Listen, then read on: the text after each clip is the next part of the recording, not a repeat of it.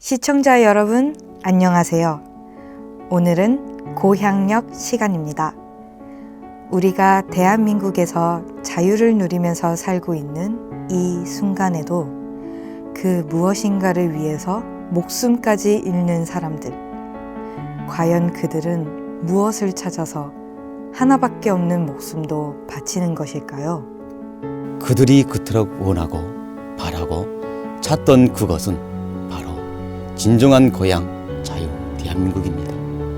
이 대한민국에서 새로운 삶을 시작하는 탈북민들, 그들은 얼마나 행복한 삶을 살고 있을지 영상 속으로 들어가 보겠습니다. 시청자 여러분, 안녕하십니까? 네, 박성진님과 함께하는 네. 고향역 2부로 찾아왔습니다. 1부에서 정말 이 소해금 연주자로 활동하기 전까지의 그 과정 쭉 이야기해 주셨는데요. 완전 천국과 지옥을 막 왔다 갔다 하셨습니다. 네, 지금 이렇게 돌이켜보면 어떠신가요? 좀 감회가 새로우신가요? 저도 이제 가끔, 제가 한 몇 년 전에 이제 트로트 X라는 그런 그 가수들 이제 경쟁하는 프로그램 제가 한번 출연을 해봤거든요. 사실은 뭐 제가 그때도 이제 서해금 연주자로 활동을 하는데 또 아시는 작가분이 소개가 돼서 그래서 와서 한번 좀 스토리가 있으니까 출연해 달라 해서 가서 이렇게 나가서 그러니까 그 공식적으로 방송에서 나가서 노래를 불렀던 거는 처음인 것 같아요. 네. 또한 이제 그 완곡을 불렀던 적은. 그러면서 제가 이런 생각 좀 해봤거든요. 만약에 내가 그때 가수가 서해금 연주자가 아니고 가수가 됐더라면은 어땠을까라고 제가 스스로에게 이렇게 물음표를 한번 달아봤었는데, 제가 답을 그때 찾았어요. 내가 연주자가 되길 잘했구나. 왜요? 거기 참가자만 10,000명이 넘었었거든요. 네. 거기는 이제 그때만 해도 현역 가수분들도 있었고, 하지만 이제 무명 가수라고 좀 표현을 해야 되겠죠. 그리고 이제 아마추어 가수분들도 계셨고, 또 아니면 또 노래를 사랑하시는 분들도 계셨고, 여러 그 부류의 그 가수 지망생들이 많았었는데 정말 노래를 잘하시더라고요. 네, 뭐 우리나라 원래 민족이죠. 흥이 많은 민족이잖아요. 네. 정말 노래를 진짜 다 잘하더라고요. 그런데 그렇게 잘하는 분들도 저보다도 먼저 다 떨어지신 분들이 많고 다수였죠. 실제 방송에 나간 거는 100명도 안 됐어요. 제가 봤을 때 한 50명도 안 됐던 걸로 알고 있거든요. 만 몇 명이 와가지고 했는데. 그래서 그때 제가 보면서 이게 가수가 된다라는 거는 정말 그 집요하고 굶주림을 자기가 우리가 뭐 헝그리 정신이라고도 표현을 하는데 그런 것들을 겪고 이겨낸 사람들, 그런 사람들이 가수가 돼야 된다라는 생각이 들더라고요. 또 그러한 사람들을 대중들이 인정을 해주고, 근데 저처럼 또한 그 스토리를 가졌다고 해서 제가 만약에 운 좋게 가수가 됐었더라면은 저렇게 수많은 가수 지망생들이 과연 희망을 가졌을까요? 아니면 절망을 했을까요? 라는 생각이 저한테 스스로 이렇게 물음표를 달게 되더라고요. 그래서 그때 제가 가수라는 꿈을 완전히 포기를 했어요. 오히려 그 방송에 나가서 노래를 부르시면서 그렇게 너무나도 진짜 그 가수의 꿈 하나만을 위해서 저렇게 열심히 하시는 분들, 그런 분들도 선택을 받지 못하더라고요. 네. 그런데 과분하게도 제가 나가서 이렇게 노래를 부를 수 있었던 거는 제가 노래를 잘해서가 아니고 어떠한 그 탈북민이라는 어떤 그 애잔함, 스토리 이런 것 때문에 내가 나가지 않았을까라는 좀 자문을 저한테 좀 해보게 되었고요. 그래서 그 이후로부터는 마음을 싹 접고 그냥 소해금 연주자로서 이제는 전념하자. 네. 물론 그 전부터도 열심히 활동을 하고 계시긴 했지만요. 이 소해금 연주자로서 사실 가장 정말 많은 분들이 이제 잘 아시는 건 장윤정 가수님의 이제 네. 그 연주자로서 첫사랑. 네, 10년간 이렇게 활동을 하신 건데 전국 안 가본 곳 세는 게 더 빠르겠죠? 그렇죠. 제가 아마 우리나라 국민들도 아마 저만큼 우리나라를 다녀본 사람은 없을걸요. 저는 우리나라의 독도부터 울릉도부터 시작해가지고 섬이란 섬 거의 다 가봤습니다. 아니, 독도도 가보셨어요? 와, 전 독도에서도 연주하시고. 네, 연주를 했었고요. 그때 네. 했던 곡이 이제 홀로아리랑이라는 연주를 했었고, 그리고 이제 저게 그 인천 쪽에 가게 되면은 백령도가 있어요. 네네. 제가 알기로는 인천에서 배를 타고 몇 시간 간 것 같아요. 정작 백령도에 갔더니 북한이 보이더라고요. 와, 북한에서 백령도가 더 가깝대요. 네. 예, 그런 곳까지 저 가봤고, 연평도가 이제 폭격 이후에 연평도 이제 1주년 때 거기 가서도 제가 공연을 했었고, 뭐 안 간 데가 없는 것 같아요. 파주 최전방에 DMZ까지 들어가서도 공연을 했었고, 그래서 전국을 1년에 제가 공연이나 강연 이런 걸로 해서 보통 한 300번은 왔다 갔다 하는 것 같아요.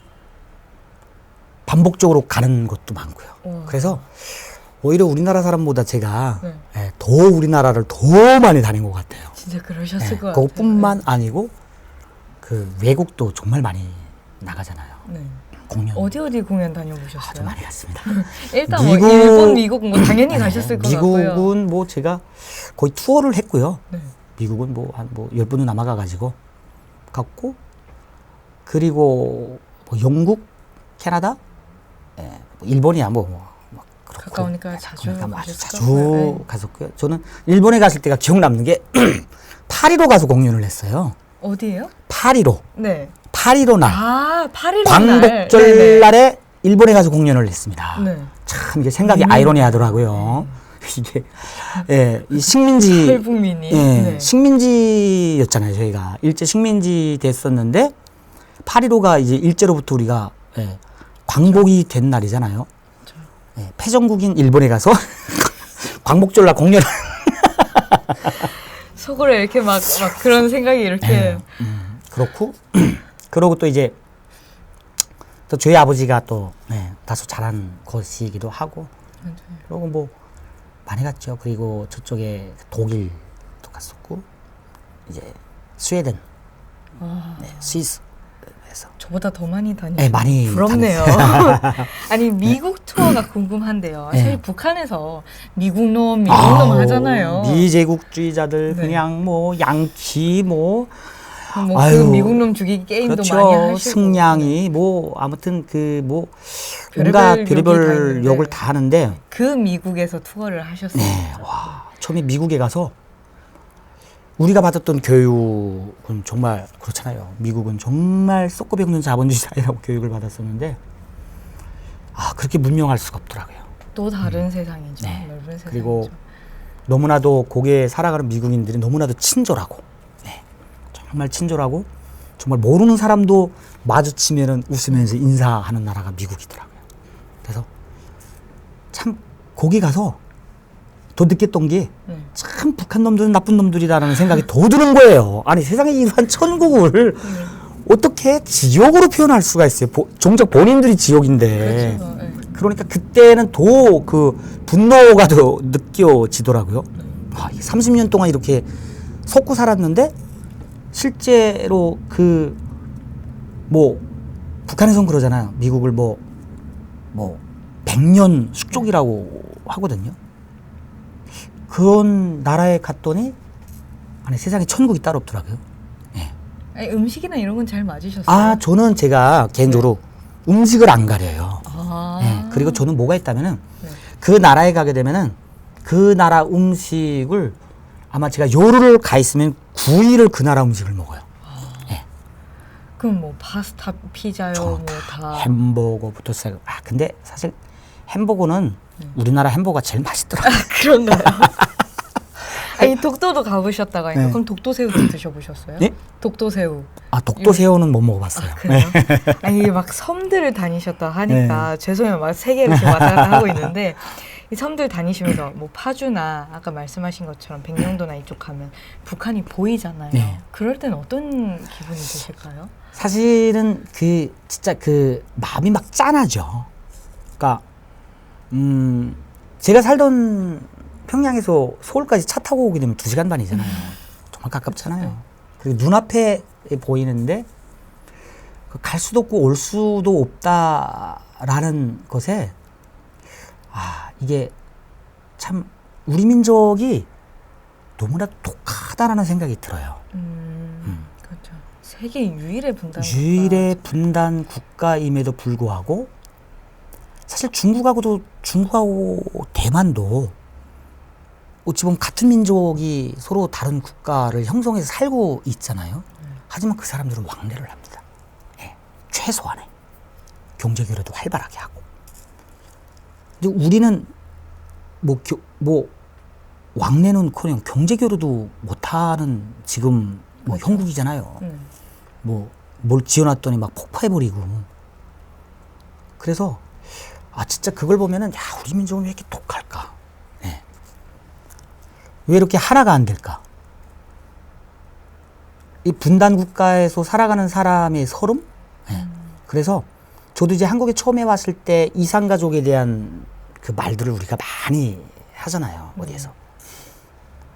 아마 남북 분단하게 되면 가장 떠오르는 단어가 아마 이산가족이라는 그 단어가 떠오를 텐데 그 이산가족이라는 그 수없이도 이산가족을 했는데 실질적으로 그분들이 반세기 이상을 가족을 못 만나고 한평생 사시다가 돌아가신 분들도 굉장히 많으시잖아요. 그때는 그 마음을 몰랐었는데 그분들의 마음을 지금은 이해할 것 같더라고요. 새로운 이산 가족이 되는 그렇잖아요. 거잖아요. 네. 네. 우리가 그 이산가족 분들처럼 우리도 언젠가는 저 고향 땅을 밟아보지 못하고, 네. 있는 가족도 못 만나고, 네. 갈 수도 있잖아요. 그런 생각이 들면은 너무 이렇게 마음이 아프더라고요. 그리고 똑같이 정말 그 5천년 동안 같은 민족으로 그리고 같은 언어, 같은 문화를 공유하면서 살아왔던 한 민족인데 지금은 이렇게 갈라졌잖아요. 그런 민족임에도 불구하고 갈라져 있으면서 갈 수도 없는 이런 분단의 소름 이런 것들을 이렇게 절감하게 되더라고요. 그래서 뭐 우리가 무슨 죄가 있습니까? 사람들이 무슨 죄가 있어서 뭐 저렇게 가족도 못 만나고 살아가야 된다라는 것이 참 뭐 누구를 미워해야 될까요? 위에 있는 분들을 미워해야 될지 모르겠지만 그때마다 거기서 이제 공연을 하게 되면은 굉장히 좀 만감이 좀 교차가 되죠. 그렇겠네요. 그리고 정말 그 똑같은 민족이 그 똑같이 일제 식민지하에 있다가 6.25 전쟁을 겪으면서 두 체제로 살아왔는데 70년이 지나간 지금은 대한민국은 정말 세계 10위권 국가가 됐고 네. 북한은 저렇게 지옥과 같은 나라가 됐다라는 것이 너무나 되게 마음이 아프더라고요. 그렇죠.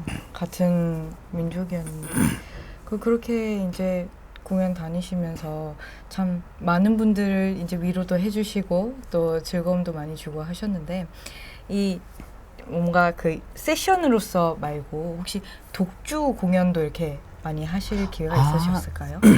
지금은 뭐 거의 이제 그 세션보다도 독주 공연을 많이 해요. 네. 그러니까 이제는 이제 프리랜서라고 해야 될까요? 네, 프리랜서 네. 연주자죠.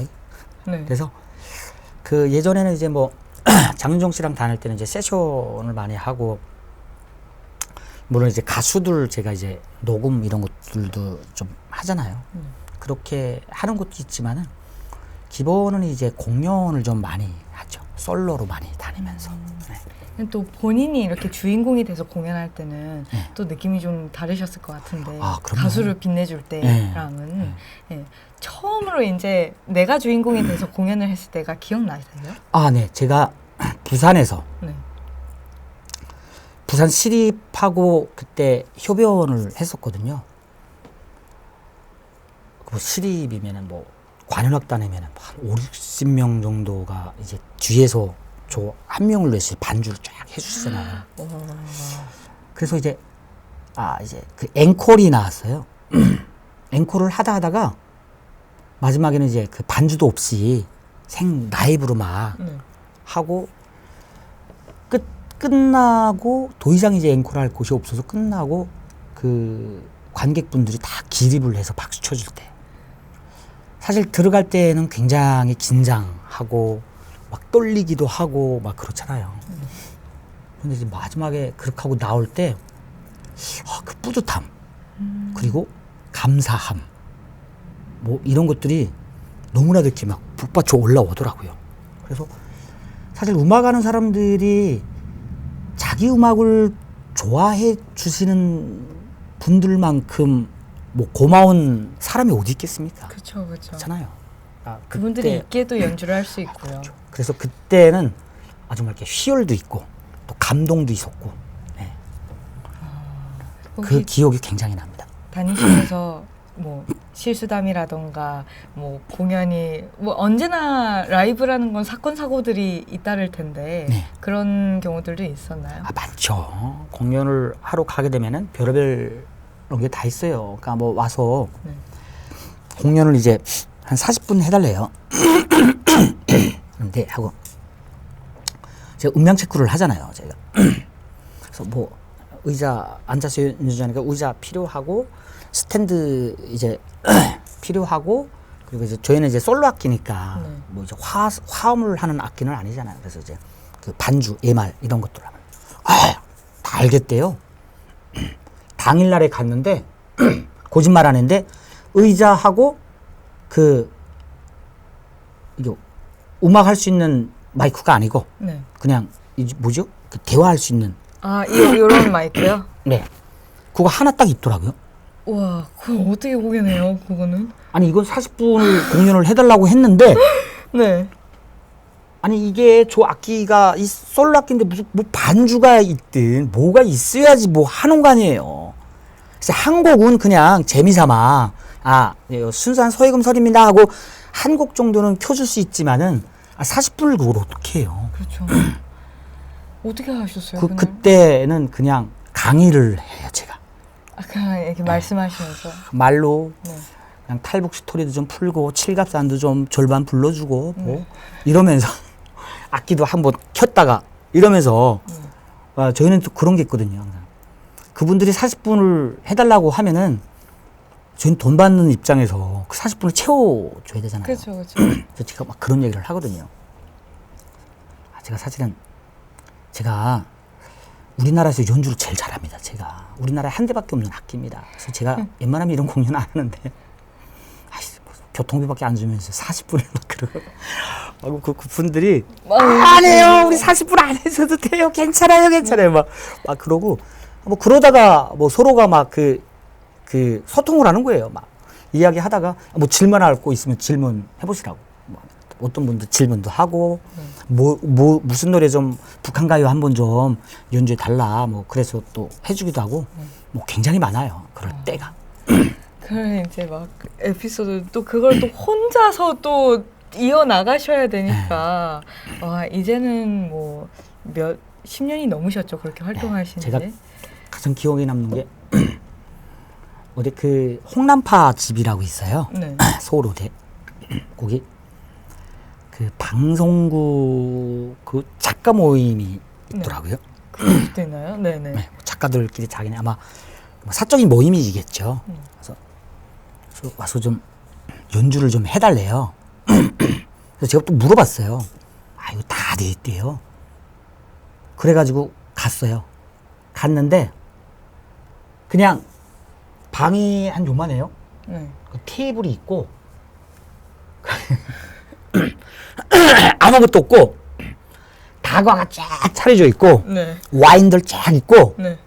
그리고 되게 반가워하더라고요. 그래서 아 이거 뭐 이거 뭐 편하게 쉬다가 공연하시면 된다고. 저야 뭐 한번 편하게 해도 뭐 세팅을 해야 되잖아요. 근데 막 분주해. 물어볼 수도 없고 가만히 있다가 있더니 분주하더니 시간 되니까 나오는데 다 드레스를 다 입고 나오시더라고요. 네.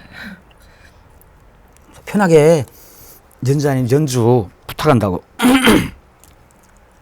아니 뭐 마이크도 없고 아무것도 없어요. 와. 그 완전 생 라이브로 그냥 하신 그래서 거예요?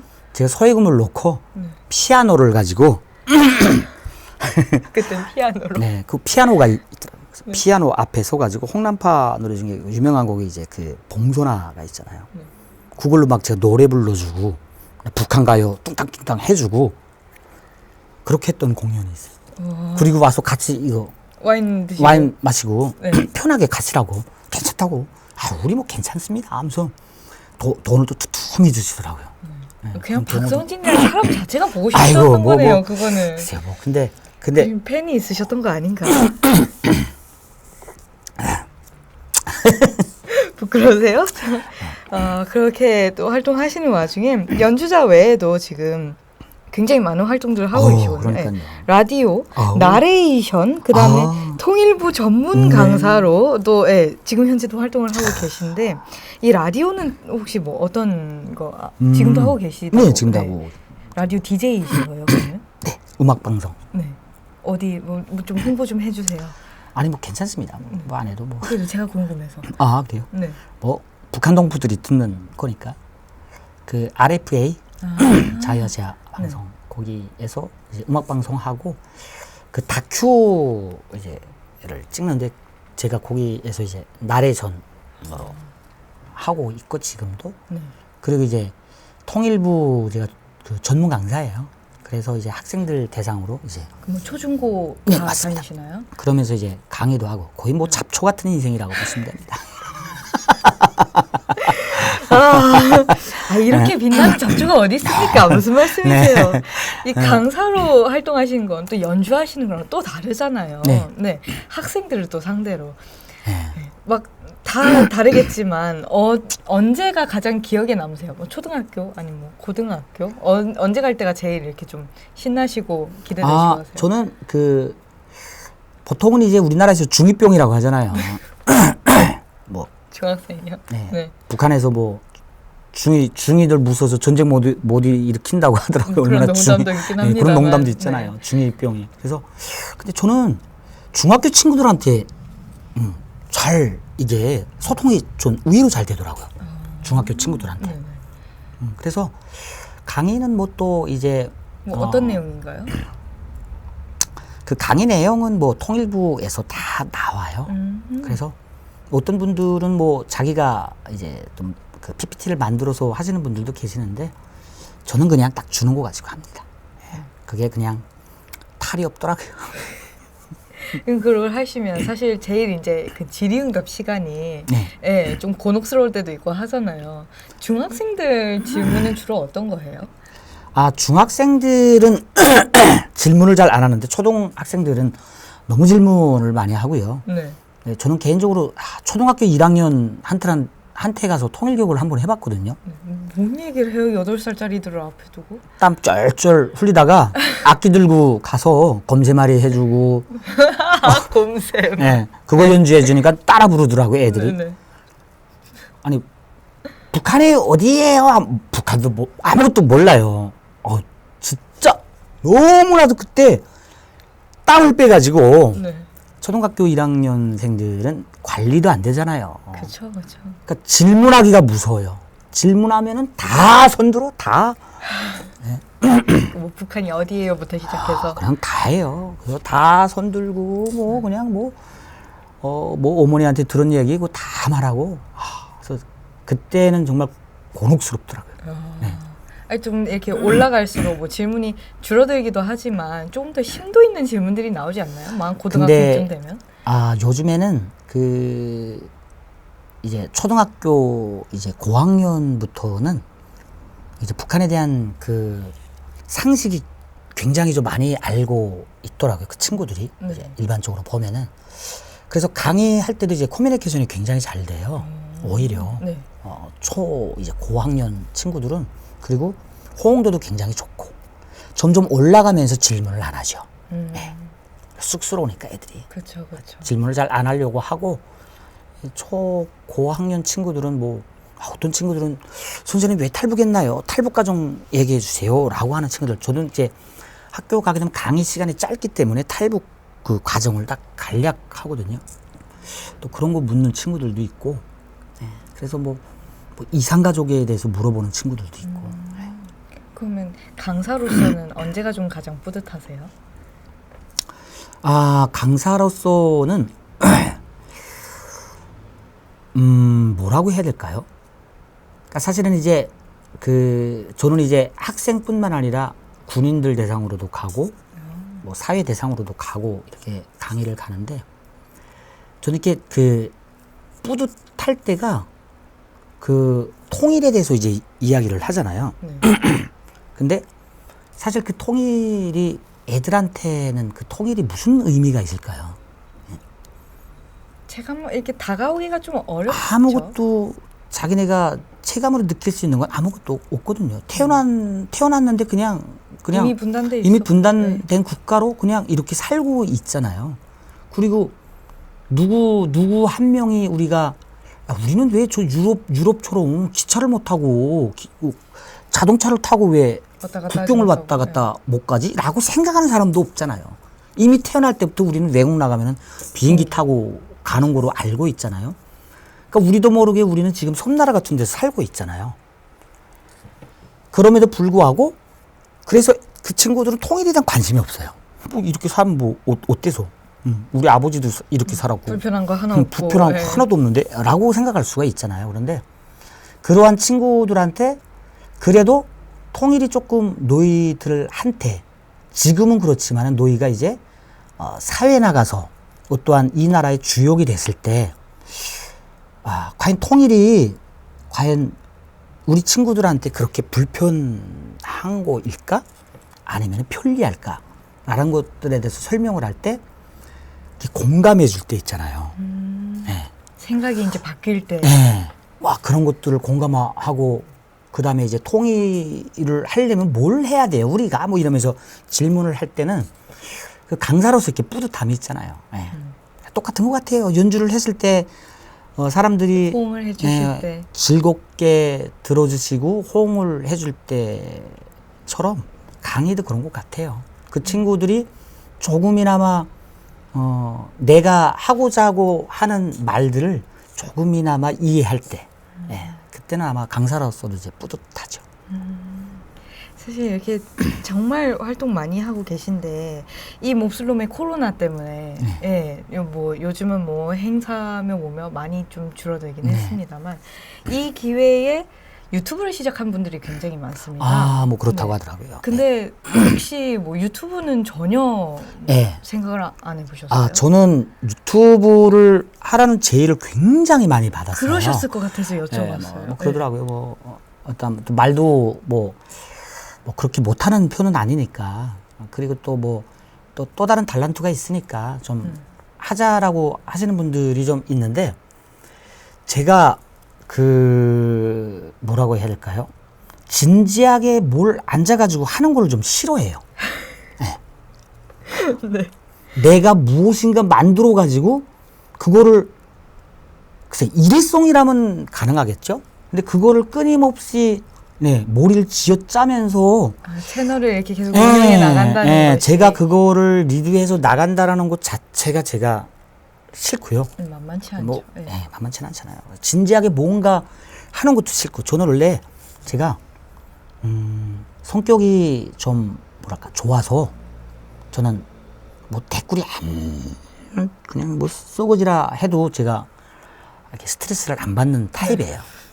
그래서 어떤 분들이 그러더라고요. 야, 너 그 정도 좀 있으면 유튜브 해도 된다고 하는데. 제가 이렇게 진지하게, 가장 중요한 거는 진지하게 무엇인가 하는 걸 싫어해요. 진지하게 머리를 쓰고 이런 걸 싫어해요. 네. 그래서 지금 이게 좋더라고요. 네. 언제나 이렇게 라이브로 라이브로 하고, 그리고 사실은 또 이제 가장 중요한 거는 이런 거 같아요. 그러니까 무엇을 내가 북한 사람으로서 아무래도 유튜브를 하려면 탈북자라는 타이틀을 가지고 해야 되는데, 과연 내가 유튜브를 하면서 그 어떠한 그 청취자분들한테 북한 사회에 대해서 진정으로 알려주고 싶어서 하는 건지, 아니면은 경제적인 수단 때문에 하는 것인지, 여기서 괴리감이 좀 있고요. 그래서 제가 더 못하는 것 같아요. 뭐 그래 뭐 저는 뭐 상관은 없거든요. 저는 뭐 이제 탈북민들도 유튜브를 하는 친구들이 굉장히 많습니다. 네. 뭐 사실은 뭐 한국 사람에 비하면 적죠.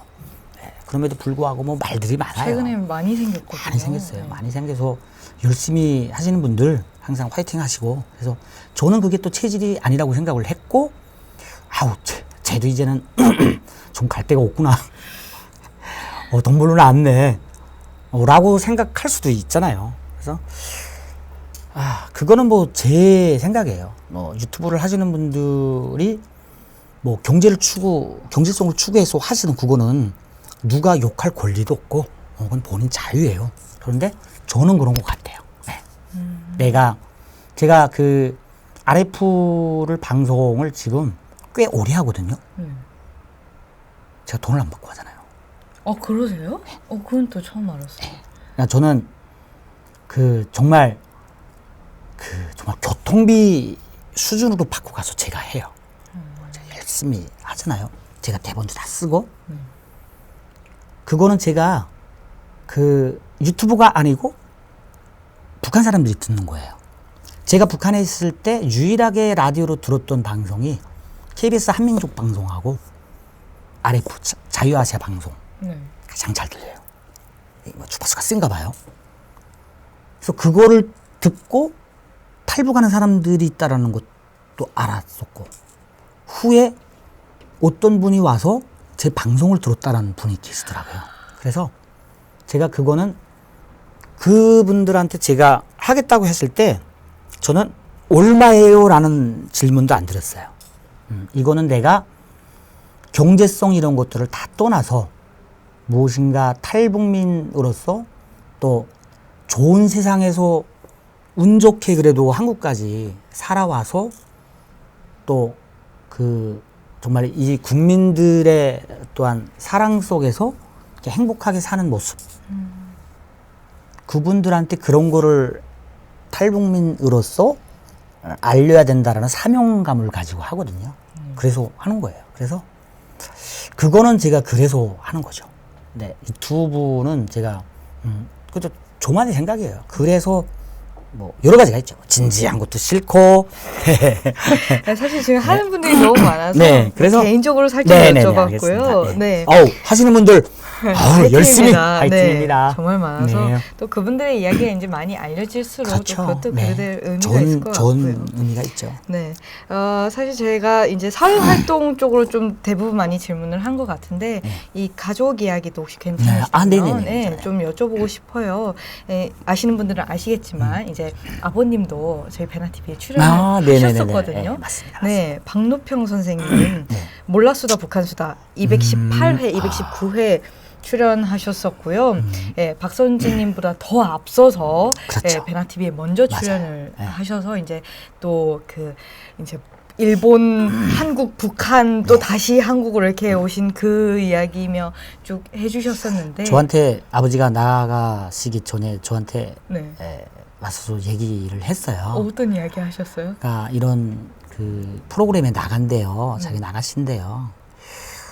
그러니까 이제 그 아들도 이제 그런 활동을 하고 있으니까 혹시라도 내가 나가서 어떤 말을 잘못해가지고 혹시 아들한테 좀 누가 되지 않을까 싶어서 그런 얘기를 좀 하시더라고요. 그래서 아유 아버지 그냥 나가서 그냥 우리 가정에서 얘기했던 것들만 안 말하면 된다. 왜냐면 이제 너무 이제 뭐 아직도 이제 안전상 예, 북한에 또 가족이 있기 때문에 그래서 우리 아버지는 그 사실 북한에서는 저희 아버지가 이제 그 실제 할아버지 고향이 이제 경상도 있잖아요. 네.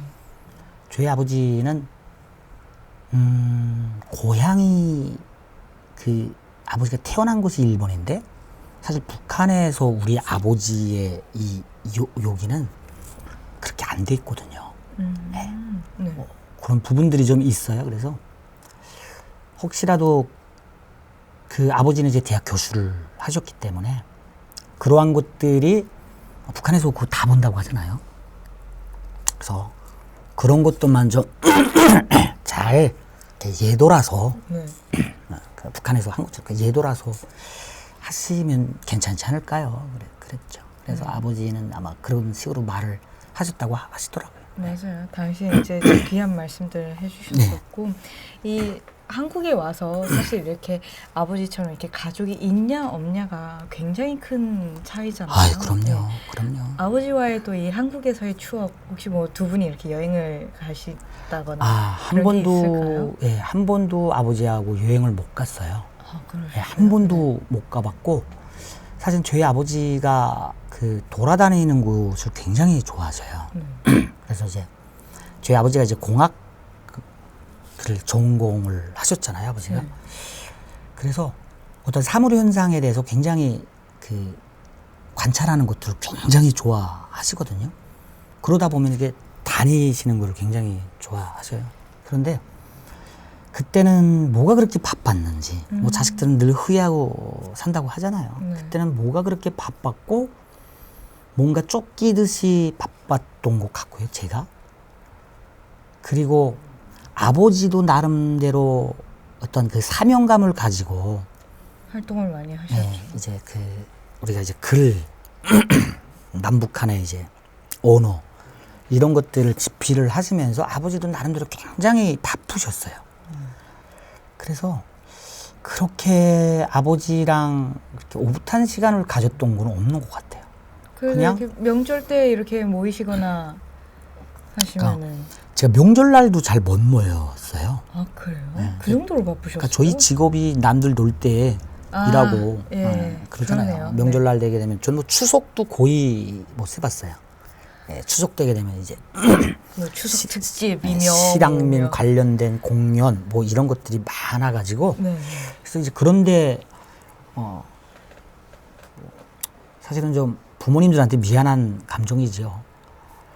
정작 부모님들과는 함께 못하고 다른 분들 이렇게 위로하러 위문 공연을 다녔잖아요, 저는.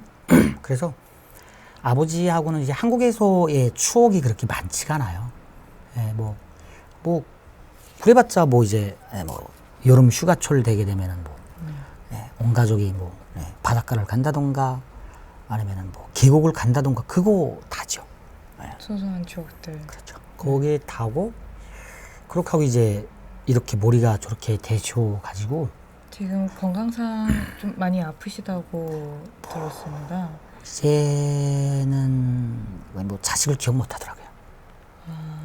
못 하셔가지고 어머니만 기억을 하시는 것 같더라고요. 네. 네, 그래서 자식들은 이제 거의 기억을 못 하시는 것 같고 병원에서도 이제 연세가 있으시기 때문에 앞으로 가면서 또 안 좋아지면은 안 좋아졌지 뭐 좋아지지는 않는다고 하더라고요. 네. 그런 모습을 보면 굉장히 아버지가 불쌍하죠. 그래서 한평생 아이고 그렇게 사시다가 그래서 좋은 세상에 와서 그래서 또 안 좋은 병을 만나가지고 그렇게 됐으니까 그래서 뭐 다 사람이 그렇잖아요. 뭐 다 후회하잖아요. 네. 우리가 부모님 돌아가시면 뭐 울면서 늘 이렇게 후회하는 게 자식들인 것 같아요. 부모가 자식을 생각하는 것만큼 자식들은 부모를 그렇게 생각하지 못하는 것 같아요. 또 그리고 어느덧 자식들도 이젠 나이가 돼서 또 다른 자기 가족이 생겼기 때문에 그렇죠. 예, 그래서 그런데 자꾸 치우치고 이러다 보니까 이제 부모님들한테 좀 소홀해지고 그래서 이번에 코로나 하면서 네. 이렇게 시간이 많았잖아요. 그래서 물론 코로나 때문에 뭐 우리나라 국민뿐만 아니라 전 세계가 뭐 거의 뭐 일상생활이 마비되다시피 이런 생활을 하는데 그래도 딱 좋은 점이 한 가지가 있더라고요. 네. 시간이 많으니까 가족들하고 너무 자주 만나니까 너무 좋더라고요. 오히려 그래서 그래서 저는 그러니까 저한테만 하는 얘기예요. 뭐 모든 분들한테 하는 얘기가 아니고요. 그래서 정말 이렇게 세상에 신이 있다면 저한테 그러한 시간을 주지 않았을까라는 생각을 해봐요. 가족들과 좀 할 수 있는 시간, 또 부모님과 같이 좋은 데 가서 밥이라도 먹고 대화를 할 그러한 시간을 주지 않았나라는 생각에 또 감사하게 생각을 하는 거죠. 네. 항상 늘 바빠서 명절날에도 부모님 찾아뵙지 못하고 했었는데 지금은 거의 많은 시간을 또 코로나 때문에 일을 못하니까 부모님하고 자주 뵙고 저희 어머님도 굉장히 좋아하시더라고요. 자식들 자주 보고 하니까 네. 너무 좋아하시더라고요. 혹시 그럼 아버님은 이제 기억하실 동안에 나누셨던 대화 중에서 좀 가장 기억에 남고 또 이 방송은 또 남는 거니까요. 좀 여기 이제 남겨두고 싶은 그런 아버님에 대한 뭐 말씀이나 추억 같은 게 있으시다면요? 저는 저희 아버지가 실질적으로 태어난 곳은 일본이잖아요. 그리고 한평생 사신 건 또 북한이에요. 그래서 늘 아버지가 그 약주를 좋아하셨는데 술을 마시면 늘 그 돌아와요 부산항해라는 노래를 계속 불렀거든요. 그러면서 굉장히 고향을 그리셨잖아요. 북한에서 계시면서. 아무튼 그 아버지의 손조가 묻어 있는 땅은 이제 저기 저희 경상도 이제 마산 쪽이니까 그러면서 늘 그렇게 고향을 그리고 결국은 부모님과 헤어져서 한평생 부모님 죽음도 지켜주지 못했잖아요. 그 아버지는 늘 그 자식으로서 그러한 죄책감으로 북한에서 사셨거든요. 그러면서 항상 그 고향에 대한 이야기를 좀 많이 했었어요. 네. 뭐 아버지의 고향이라고 하면 물론 이제 경상도라고 봐야 되겠지만은 할아버지를 통해서 따뜻한 그 남쪽의 그런 고향, 들은 추억들 이런 얘기를 술을 마시면 늘 하시고 이제 그 노래를 부르셨는데 그래서 항상 저는 지금 그 고향이라는 개념을 솔직히 잘 모르겠어요. 우리가 흔히 예전에는 이제 고향이라고 하면은 이제 뭐 조상들의 뼈가 묻어 있고 이런 데를 고향이라고 내가 태어나서 자랐고 뭐 하는데 요즘에는 뭐 내가 서울에서 태어나면 고향이 서울인지 잘 모르겠는데 아무튼 우리 부모님 세대는 그런 게 굉장히 강하잖아요. 그렇죠. 내가 어떤 곳에서 태어난 것도 중요하지만 태어난 것보다는 자기 조상의 네, 뿌리가 어딘지 뿌리가 있는 거를 고향으로 많이 생각하시잖아요. 네. 그러면서 저희 보고 항상 그랬어요. 고향에 가자고 했거든요. 결국은 아버지 고향에 오셨어요. 그러네요. 그렇잖아요. 그런데 반대로 저희는 제가 태어난 곳을 갈 수 없다라는 이 비극. 고향을 또 떠나오셨고. 네, 저는 또 제가 태어난 곳이 만약에 고향이라고 하면은 저는 또 오히려 그걸 떠나왔잖아요. 그래서 그런 가족의 비극 그런 것들이 굉장히 아버지한테는 굉장히 안쓰러워요. 한평생 그렇게 고향을 그리면서 사셨는데 또 이렇게 종작 고향 땅에 와서는 또 몸이 또 아프시고, 저렇게 돼서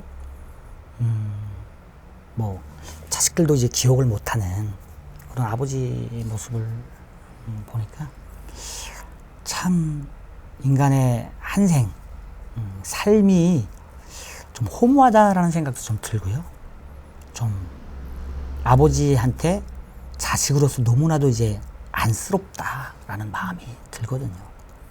그리고 또 저희도 이제 아버지처럼 저러한 이제 고향의 짐을 그 고향이라는 짐을 지고 우리도 한평생 살아야 된다라는 생각. 솔직히 제가 북한이라는 사회가 그러한 독재 사회를 뭐 좋다고 할 사람은 없잖아요.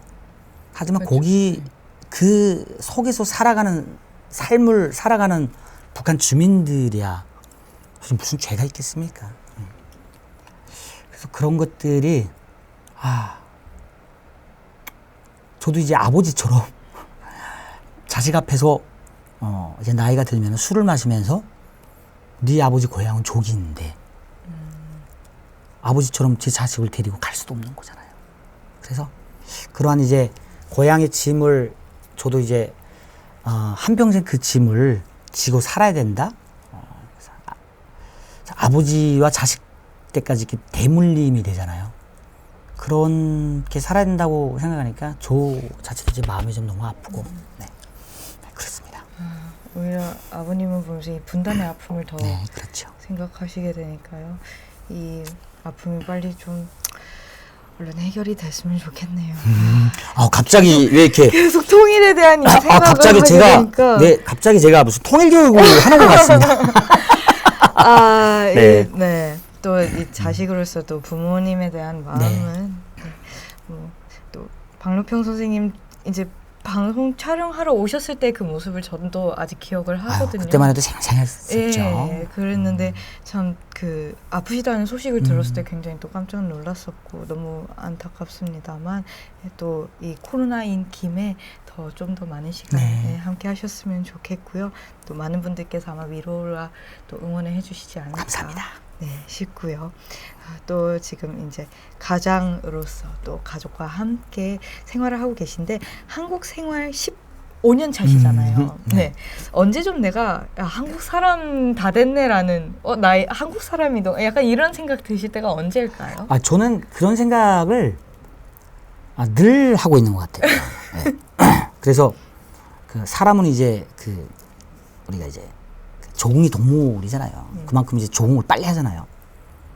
그래서 저는 제가 음악을 해서 그런지 모르겠지만은 굉장히 열린 마음으로 살아서 그런지 아무튼 굉장히 우리 한국 사회 그리고 한국의 문화에 굉장히 빨리 동화가 된 것 같아요, 제가.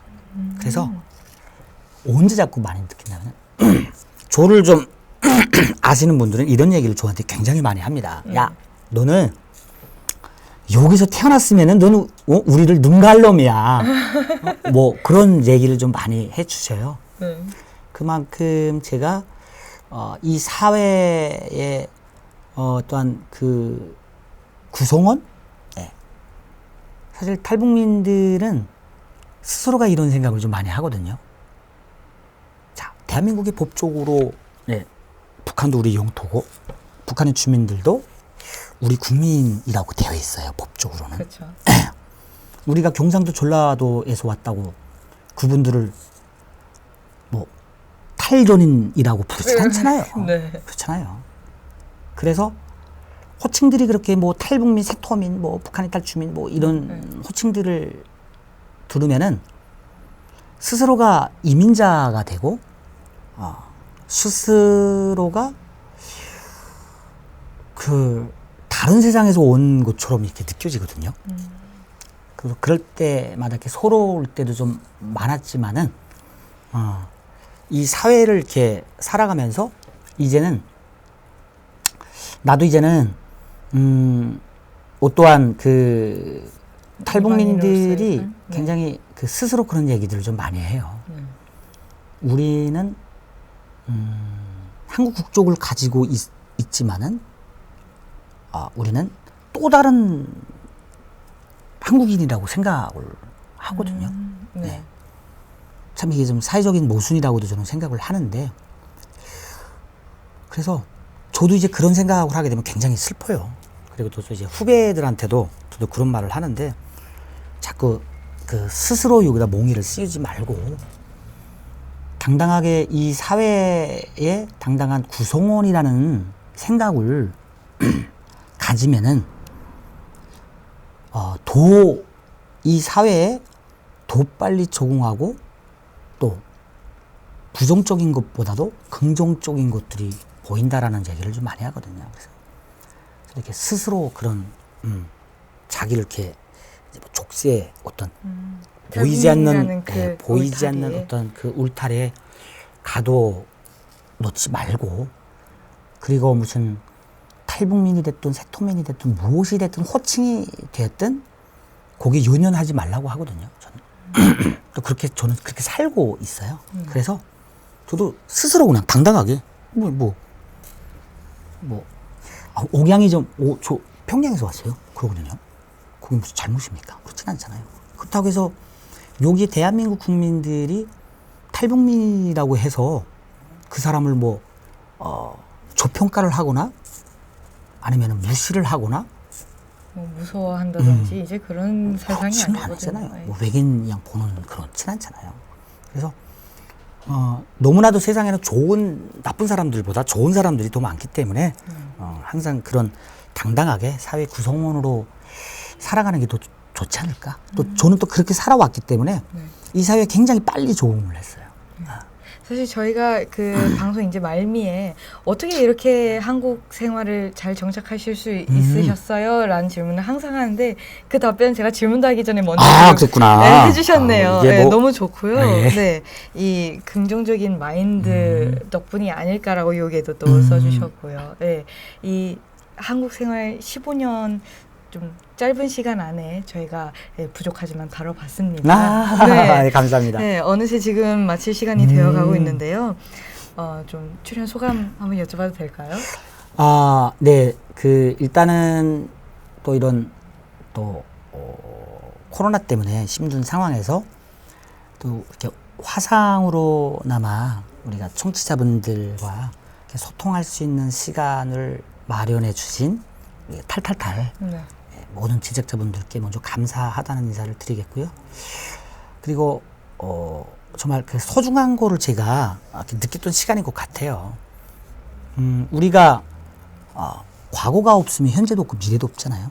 그래서 또 저의 지나온 과거를 다시 한번 돌이켜보는 시간, 항상 늘 잊고 있었던 그 초심의 마음을 다시 한번 다잡을 수 있게끔 기회를 주신 곳에 대해서 감사하고요.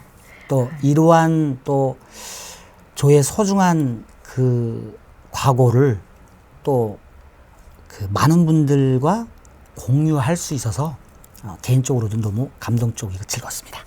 감사합니다. 시간 내주셔서 너무 감사드리고요. 또 이 방송 후에 지금 생방송도 예정되어 있는데 또 생방송에선 소해금 연주를 해주시기로 했습니다. 사실 생방송이 이제 먼저 방송되기 때문에 아마 이미 지금 소해금 연주를 시청을 하셨을 것 같은데 네, 여러분 이 박성진님의 또 이 한국 정착기도 많이 시청해 주셔서 너무 감사드리고요. 여러분 이 고향역에 다음엔 또 어떤 기차가 도착하고 어떤 손님이 오실지 많이 기대해 주시고 오늘 방송은 여기서 마무리를 하겠습니다. 감사합니다. 네, 감사합니다. 시청자 여러분, 지금까지 고향역 시간이었습니다. 베나TV가 현재도 대한민국 사회와 탈북민, 다문화 사회를 연결해주는 가교 역할을 할 수 있던 것은 모두 따뜻한 마음과 응원을 보내주신 시청자 여러분 덕분입니다. 지금 현재도 아픈 상처를 가슴에 묻어두고 누구에게도 말하지 못하는 많은 분들이 있습니다. 베나TV가 그런 분들을 위해 친정집처럼 마음을 허물없이 털어놓을 수 있는 소통의 장이 될 수 있도록 여러분의 많은 응원과 후원 부탁드립니다.